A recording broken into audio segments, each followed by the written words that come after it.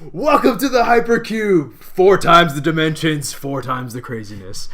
We're back for another episode of Brain Tank, hot off the heels of our Brain Tank battle, where Kevin and I ended up dead even, 3-3. And not changing anything. Not changing anything. The current score is 21 for me, 15.5 for you, Kevin. So hopefully you'll be able to make up some ground this week.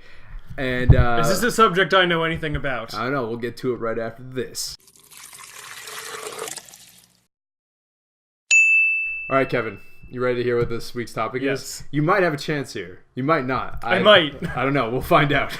So this week's topic is weird space claims. And specifically, this means like property claims. So, you know, like I own this piece of the moon. Yes, stuff like that sort of thing. Exactly. Good. All right. We're on the same page. Yes. This is a good start. So as usual, these are true or false questions. So here we go. Question number 1. Well, not question. True or false? Can I read this? You can read it if you want.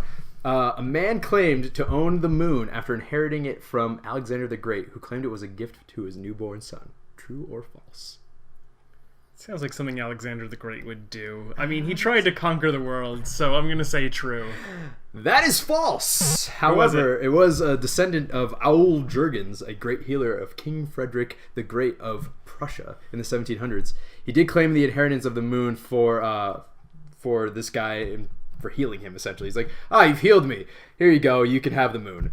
And then in the 1990s, one of the Jurgens descendants tried to claim the moon as his own because of what the king said. And the claim was denied since the king never actually had claim to give the moon in the beginning.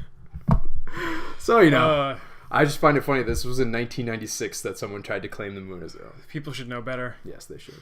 All right. Number 2. True or false?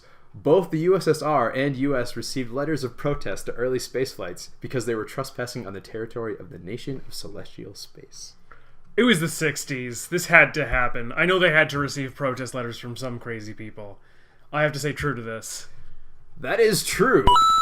That is 100% true. So the nation of celestial space, also known as Celestia, was founded/acquired on January 1st, 1949, so even before the 60s, by James Thomas Mangan of Evergreen Park, Illinois.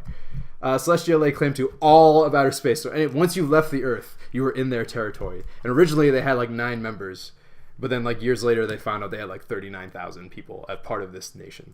And they also had to compete with a student from Tennessee and a prisoner at Alcatraz over claims of outer space. But the nation was fair, and they not only created their own flag and currency, they also issued official moon passports to the Apollo astronauts. So that was nice of them, you know, even though it might not have been a real nation, they at least issued passports to them. But there's interesting stories about how astronauts and taxes. Yeah. Because some of the astronauts forgot to file taxes before their flight, and they'd be gone for the 2 weeks before tax day. And so they get special extensions because they're outside of the realm of man and stuff like that. I mean, you should. You're in space. This is their flag, by the way. Yes, I know. This is a real thing. I'm done with those people. Number 3. So if you've never heard of it, there's a company called Lunar Embassy where this is their website, you can actually purchase plots of land not only on Mars, you can also purchase plots of land on the moon. I meant the moon when I said the Mars originally. But you can also buy them on Mars, Io, and I think Venus as well. But that's not here or there. It's the founder that we're concerned about here. So true or false? Lunar Embassy's founder, Dennis Hope, declared himself the head cheese of the moon, specifically ruler of the lightened lunar surface. See, I'm going to say false, because there's no way you would just limit yourself to the lightened surface. Just claim all of it. That's what you're taking a problem with, is the lightened surface, not Yes. the fact that he calls himself the head cheese. All right. I'm going to say false. That's true, unfortunately. He filed his declaration of ownership with the San Francisco County office in 1980, and he proceeded to register his business Lunar. And he sent copies of his declaration to the United States and USSR and the UN, along with bills of $55,000 for storage and littering on his property. Today, he claims 3.6 million property owners on the moon. 3.6 million people, include many celebrities. People wasted money, including George Lucas. And they're expanding to, like I said, other parts of the solar system. So, why not? This is crazy, right? This is. All right.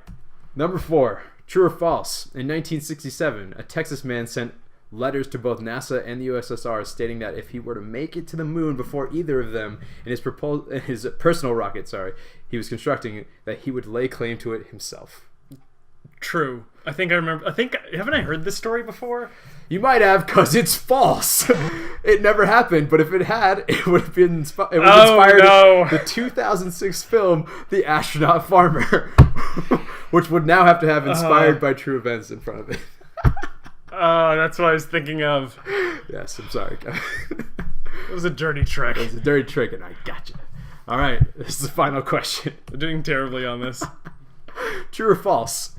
NASA was sent a parking ticket for landing a spacecraft on the surface of an asteroid. I'm trying to think of what landings they did on asteroids. I mean, to be fair, parking meter maids are very strict. So, parking ticket. Okay, so you didn't say comet, because if you said comet, then that's only like the ESA's thing that they do. Specifically, an asteroid. An asteroid. All right, I'm going to say true. That is true. After landing the near Schumacher spacecraft on asteroid 43, aka was it Eros? Yes, Eros. In 2001, Gregory Nemitz, who had claimed ownership of the asteroid previously for his company Orbital Development, sent NASA a $20 parking fine. It's $20 per Earth century that this lasted, and the payment was due 21 days after landing.